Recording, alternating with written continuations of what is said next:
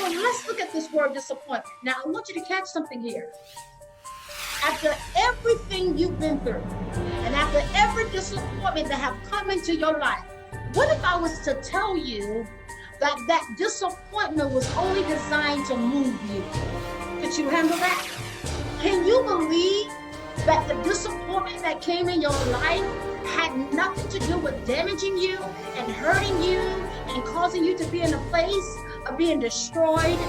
That disappointment that came in your life was only a sign to move you out, was a sign to anoint you, was a sign to activate you, was a sign to push you into a place you really would never go into.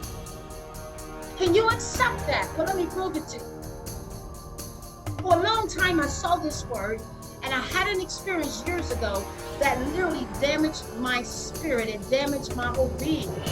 That thing damaged me so bad that I could not see clearly anymore. I began to move into a place that everything around me was so negative, that my perception was scarred, that my perceptions were scarred, and that my eyesight was damaged, that I could not see clearly because of the disappointment that happened in my life. But then one day God had me to write down that word, and he said, what it looks like is meant for your bad, I literally sent it for your good. And I said, but God, how is this that you send me is to make me better when it hurts so bad? He said, because the blow you felt was not a blow to tear you up or destroy you. It was a blow to shoot you up. And I said, God, I don't understand about this shoot up. You're going to have to explain it clearly. He said, look at that word. I need everybody now to look at that word. Look at that word. And you know what I see in that word? I see appointment. I see the word appointment. I see the word appoint. Now, some of you say, Dr. Hans, you're trying to be all deep. No, I'm not trying to be deep. What has thrown you off is the beginning of that word. What has thrown you off is the dis. What has thrown you off is what you saw in the beginning, but you hadn't taken time to look deep into it to see your end has a purpose. Yes, I know that disappointment doesn't feel well. I know that disappointment is not really what you really want to experience. But he began to share some things with me, and I want you to write down these 3 points. Just write down these 3 points as I begin to talk to you about it. Write down the 3 points as I begin to share this with you. Number one, the disappointment when it came in your life, it was challenging. Watch this. It was challenging the hope you had in man. Number one, the disappointment was only sent to challenge you and the place inside of you for the hope you had in man. And God said, it's not that you put your hope in man. You are to put your hope in me. You're to put your hope in the purpose I have set over your life.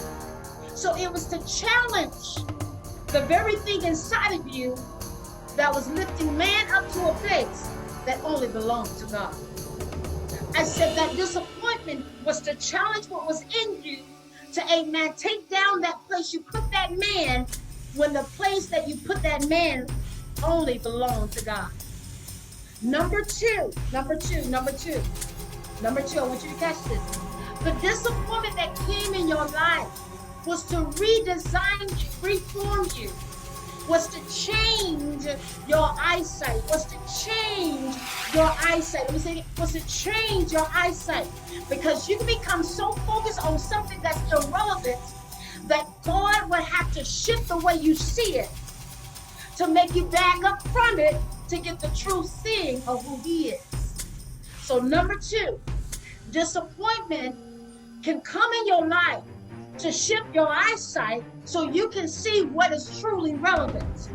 Because sometimes we'll take something that's really small in our life and try to make it big, and so God has to literally cut it down to make it small again, so he can be the big God in your life. Number three, disappointments can be sent into your life to show you within yourself the areas areas in your life that you're still damaged from, or there's some things in your life you haven't really confronted, or some things in your life that you're still suffering and you need to move away from it and you got to be delivered from it. So disappointment sometimes can bring up old situations that you thought you were delivered from to just to find out it was still there. Have you ever experienced a situation in your life and you thought you were over it, and then something comes along that was very similar to a past situation, and it feels like, okay, I'm back in this situation again? Yes, you're back in this situation again because you weren't delivered from it from the first time you were in it. So those are the three things that God showed me, that disappointments, the purpose of disappointments and what they can do in your life. How it can change you, mold you. Yes, it doesn't feel good physically and emotionally. Sometimes it takes a toll on you. But if you could understand that the disappointment was only an appointment. And somebody put that in the box, that my disappointment was really an appointment. And somebody put that in the box. My disappointment was really an appointment. It really was an appointment.